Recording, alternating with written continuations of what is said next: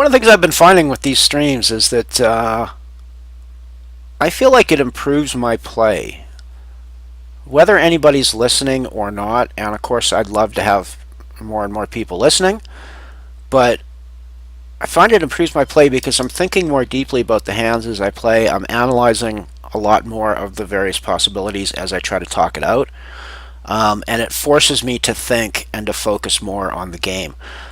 Set of deuces is pretty cool. We got 8-7 3 deuce for low, which is probably not going to win us any low pots, but a set of deuces is always gonna be a decent flop for us here. So I think we're gonna keep rolling with this. We've just paired, so we've just hit the full house, so we're no longer worried about clubs in any way, and we're pretty certain, beyond somebody sitting with a pair of sevens, that we've got the nut high at this point, and going to have the nut high by the end of the day.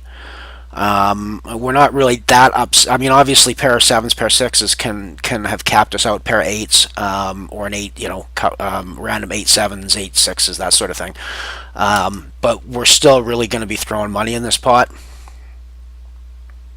Yeah, split pot seems like a reasonable way to come out with that. There's obviously the chance of somebody else having the deuce, and you're going to expect that more often in the Omaha variants, of course, because the 4 cards back means that there's a much greater chance of somebody else having a deuce. This one's probably a fold hand in an Omaha 8 game or Omaha game. I don't know. You might play it in an Omaha game. 2 clubs, pair of fives. There's not really a great low component though. So playing it in an Omaha 8 context, you're really sort of throwing away half the hand, and you're hoping for a situation where the board says there's no low draw, which is never really a good way to play your 08 strategy, as far as I think. Anyways, we're in horse. We are about to switch over to the Raz component of horse. Looks like when this hand is over, we'll be hitting some Raz. We played Raz last night in a $1.10 regular tournament that runs at 9:20 Mountain Time p.m. on Stars every night. A lot of fun. We came third in that one for $4.50, I think. So it was a pretty decent score on a $1.10 buy-in. A lot of fun. It was a pretty lively chat. There was some trash talking going on, which was kind of fun to watch, and there was some actually fun chat as well. And it's kind of interesting that it's archived on my stream, and if you go back and have a look at it, the eventual winner of the tournament declares that he's going to win 2.5 hours before the tournament's over, and it's kind of interesting to see because you sort of think at the time that it's bravado from somebody who's just doesn't really know what they're doing and they're just throwing stuff out.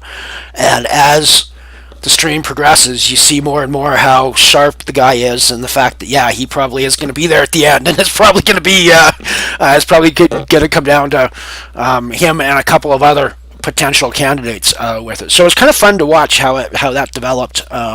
I think I didn't really notice it and comment on it at the time, but watching it again afterwards, it was kind of interesting that way. So it was a lot of fun. I'm going to stream a lot of this. Like I said, I'm going to stream pretty much anything but HoldEm, as the title would suggest. And I'm obviously even going to break that rule. I'm going to stream some HoldEm as well. At certain points in time when it suits my goal. I basically believe in the philosophy that the only hard and fast rule in life is that there will be circumstances under which every single rule will need to be broken. So there you go. Anything but HoldEm is one of those rules that I am certain there will be a circumstance where I feel it will need to be broken, and there will be HoldEm on this stream. But I don't intend to do a lot of HoldEm. That's the point of this. It's going to be minimal HoldEm, and it's going to be a maximum focus on games that are not Hold'em or Hold'em like. The stud variants, a little bit of the Omaha variants. I'm not going to focus as much on the Omaha variants either because of the fact that there's, again, it's fairly popular. It's fairly common. There's a lot of people moving over from Hold'em to Omaha. And so there's a lot of other people out there with as much or more expertise, ability, and desire to do Hold'em or Omaha streaming than I do. So I'm probably not going to do a ton of Omaha either. And I'm going to focus on the stud variants, the draw games, do some deuce to seven and some five card draw. Neither of which I think I'm terribly good at, but both of which I enjoy from time to time. I enjoy deuce to seven a little bit more than five card draw. I find five card draw a bit baffling, just because I really haven't figured out what the clues, other than bet sizing, which seems pretty random for the most part from what I've seen. I haven't really figured out what the clues to the bet sizing compared to hands and to reading hand strength through the bet sizing or through whatever other information you get in that game. I just don't get where the information comes from. But we'll play some anyways and see how it goes. And hopefully, maybe somebody out there who's listening on the stream will come in who knows five card draw and will give me some tips and advice because that would be cool.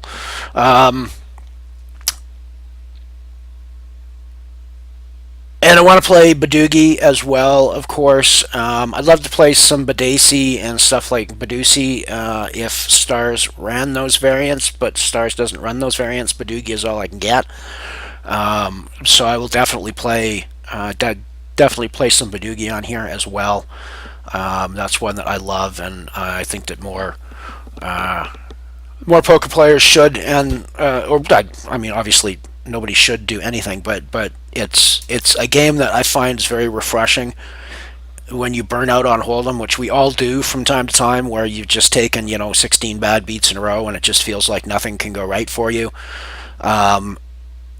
Switching over to something like Badugi that is just completely and utterly different thought patterns involved is really quite refreshing. I find it, and it's a good way to clear the brain out like a mental palate cleanser. Right, so we're still in Raz.